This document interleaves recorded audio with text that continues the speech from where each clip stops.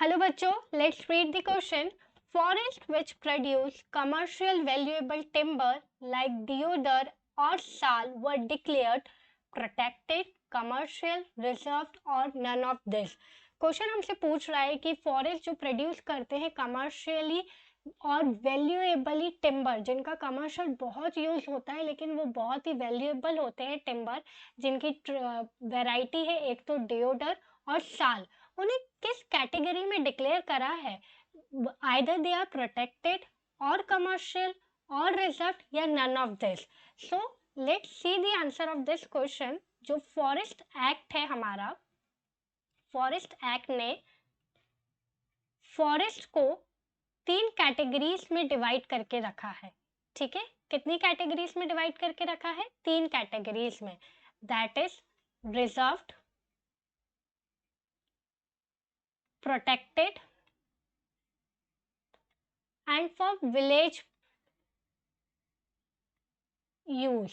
ठीक है, इन 3 कैटेगरीज में डिवाइड करके रखा है ताकि हम हमारे फॉरेस्ट के कुछ वैल्यूएबल चीज़ों को हम प्रोटेक्ट भी कर सके, रिजर्व भी कर सके हमारे आने वाले जनरेशन्स के लिए, और उनका मतलब कंप्लीटली हम उनको ख़त्म ना करें. इसलिए हमारे फॉरेस्ट एक्ट ने उन्हें 3 कैटेगरीज में डिवाइड करके रखा है.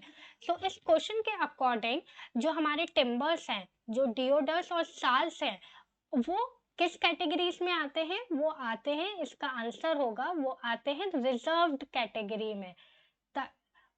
इसका रीजन क्यों है, क्यों उन्हें रिजर्व कैटेगरी में डाला गया? क्योंकि जो पेस्ट्रॉल्स थे, जो नोमैडिक पेस्ट्रॉल्स थे, वो ग्रेजिंग कराने जब जंगल टू जंगल जाया करते थे तो वो इस वैल्यूएबल पेड़ों को, इन वैल्यूएबल ट्रीज को काट के ले आते थे. और excesses of cutting of this trees ने क्या कर दिया था? Shortage in timber. क्योंकि टिम्बर अगर आपने आज लगाया है तो at least you need to wait for 20 years to at least you need to wait for a 20 years plant को ट्री में बनने के लिए. लेकिन अगर आप एक्सेसिव कटिंग करोगे तो एक शॉर्टेज ऑफ टिम्बर का आ जाएगा. इसलिए हमारे फॉरेस्ट एक्ट ने उसे रिजर्व कैटेगरी में डाला. Hope you understand the concept of this question as well as the answer. All the best.